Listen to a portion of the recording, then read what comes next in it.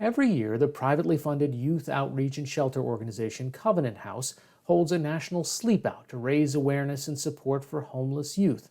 Like most other public events across the country, last night's sleep out for the first time was a virtual one. And as CEO and President Kevin Ryan told me, the youth they serve are more vulnerable now than ever.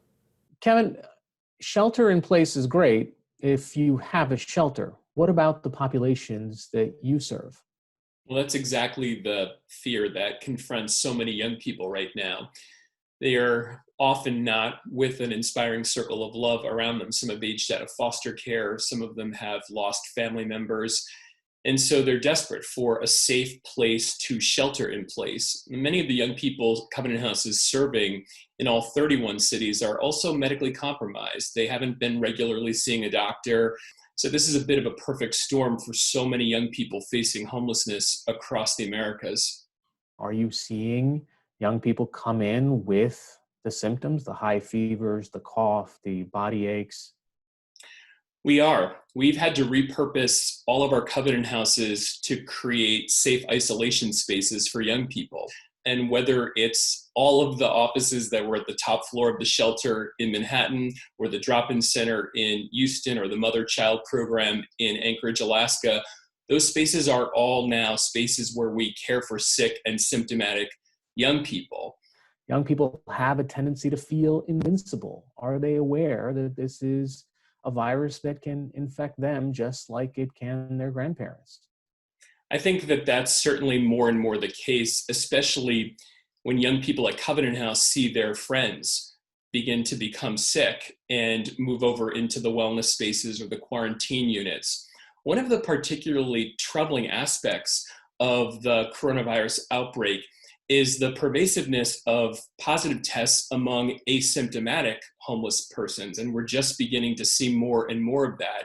For example, a couple weekends ago in Atlanta, the Fulton County Department of Health tested all of the young people at Covenant House and all of the staff, and tested most of the folks who are using homeless services in Atlanta, and found that of the 2,000 people who were tested, there were more than 30 who tested positive and were completely asymptomatic. And that doesn't account for all the staff who tested positive, even though they were asymptomatic. And we're seeing the same thing in Boston. It's very possible in these cities where you have 1 or 2 or 3,000 people who are accessing the homeless services system to get tested. In cities like New York, where on any given night you have 55,000 to 60,000 people inside the system, and it is still very difficult to access tests, it's almost impossible to know what the pervasiveness is or the prevalence of asymptomatic positives. And I suspect it's much higher than we know. So, by working in multiple countries, by having shelters in different locations, you're actually seeing the disparity of testing play out almost market by market, covenant house by house. Oh, that's absolutely right. I mean, for example, as I just said, in Atlanta, every young person has been tested at Covenant House. In New Jersey, before this morning, it was impossible to get testing if you were asymptomatic. And throughout most of the Americas, and that would include Nicaragua, Guatemala, Honduras, and Mexico, there's virtually no testing. So it's a very big challenge for us in trying to make sure that we care for kids. And it makes the use of masks and face shields and gloves and gowns critically important to prevent the spread of the disease. How are you getting PPE to your staff? How are you protecting them during this time? Well, it's a bit of the Wild West. I mean, we are out on the open market and we're competing with government agencies and other for-profit and non-for-profit businesses trying to access supplies. And we've also been purchasing. In fact, we purchased several weeks ago a significant supply of masks, and we were in competition with a federal government agency at the time that we were doing that. There's no coordination, so it's really every system for itself. And when we access this equipment, we send it out to our teams, whether that's Alaska or California or Texas or New Orleans, and we try to target it in the places where we have the highest prevalence of the virus. One of the things that your organization does is the Sleep Out campaign, trying to increase the awareness of homelessness. Uh, in this circumstance, what are you trying to get people to do? Well, this week we're inviting hundreds of thousands of folks in Canada and the United States and Mexico and Central America to spend a night inside their homes, their apartments, and sleep on the floor in an act of solidarity with young people who don't have a safe place to be.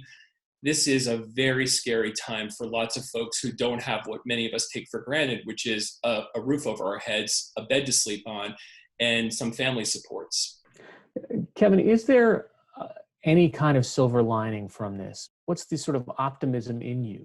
Well, the virus has us cornered and is pummeling us. It's turned off the lights and is tipping and tripping us. But love has something else in mind altogether. Love is stocking grocery shelves. Love is making sure that folks who are struggling for survival have high quality health care. Love is showing up in emergency rooms. And we see love at Covenant House all across the Americas because it's chefs and janitors and social workers and doctors and nurses who are showing up on the front lines to make sure that folks who are experiencing homelessness have access to quality care. I do think that there's an opportunity here for us to be really reflective about this chance that we get once in a lifetime, one hopes, to be love in the world for young people who don't have a safe place to be. Covenant House is one of the ways that happens, but it's happening in thousands and thousands of ways all across the country right now, and it's quite breathtaking. Kevin Ryan, CEO of Covenant House. Thanks so much for joining us. Thank you.